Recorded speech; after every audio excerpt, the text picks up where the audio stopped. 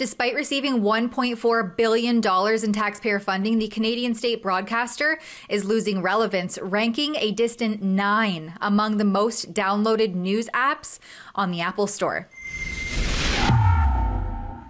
In a striking reflection of changing media consumption habits, X, formerly known as Twitter, has surged to the top spot as Canada's #1 downloaded news app, just days after Donald Trump's victory in the United States presidential election.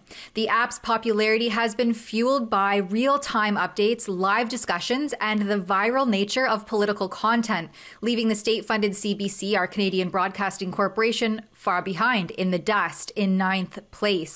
The shift underscores the growing influence of alternative platforms for news consumption, especially in the wake of major political events that dominate the global conversation. This is especially remarkable considering Canadian taxpayers are on the hook for over $1.4 billion annually to fund the CBC, a media organization that should, in theory, be leading the way in news delivery and influence. Despite the immense financial resources poured into it by the Canadian government and thus the taxpayers, the CBC's app is nowhere near as popular as X, which has become the go-to platform for Canadians seeking breaking news, real-time updates, and unfiltered truth.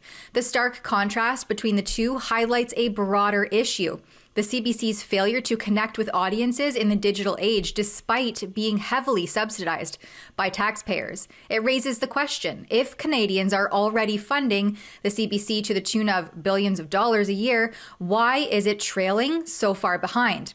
This news comes on the heels of CBC's CEO Catherine Tate and her defensiveness during a recent House of Commons committee hearing, where she expressed frustration at not being questioned about her supposed accomplishments, which are apparently non-existent. When you look at the concerns over your expenses, right, which I think legitimate concerns over where your personal vacation time ends and where your billable time begins, when you see the concerns over news stories related to your bonuses that are going out and bonuses you may receive or executives receive, the $18 million that we've been talking about today, do you think any of that might contribute to what you yourself have observed as a growing movement to defund the CBC? I absolutely do not. Why is that? Because I believe that having experienced now the third appearance at this committee, I would say that there is a clear effort on the part of members of this committee to vilify and to discredit me and to discredit the organization. Not one question has been asked, not one question has been asked about the accomplishments of the public broadcaster over the last 6 years and how we have served I think our Canadians. Liberal colleagues have asked you some of those questions, so I think that's not a fair representation of your time here today. X's rise as the dominant force in news consumption in Canada can be attributed to its real-time, user-driven nature. The platform has revolutionized the way people interact with news, offering instant updates from across the globe with diverse perspectives and breaking stories as they happen. By contrast, CBC's reliance on traditional news formats and top-down editorial control appears increasingly out of touch with the preferences of modern audiences, particularly those who want news on their own terms, not through a state-funded filter.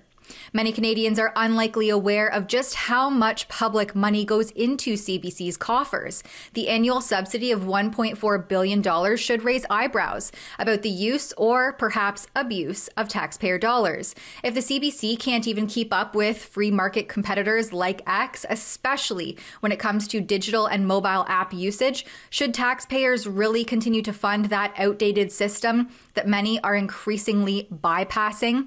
As more Canadians tune to platforms like X for news, it's time to rethink whether such a massive public investment in CBC is still justified, or if those billions could be better spent fostering innovation, choice, and driving competition in Canada's media landscape. For Rebel News, I'm Tamara Ugolini.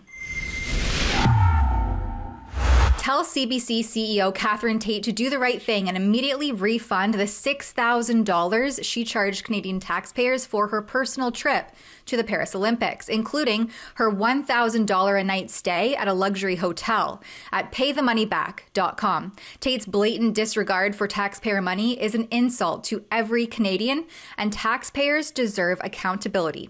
Tell Catherine Tate, pay the money back at paythemoneyback.com.